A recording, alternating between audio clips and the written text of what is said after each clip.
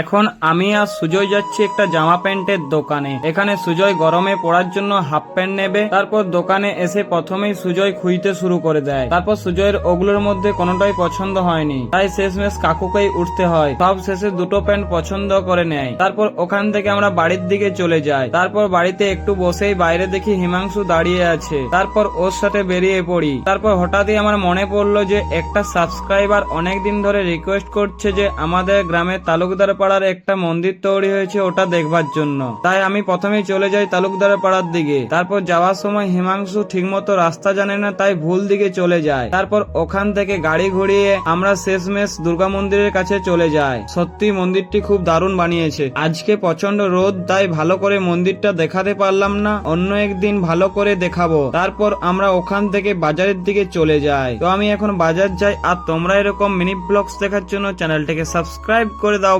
By.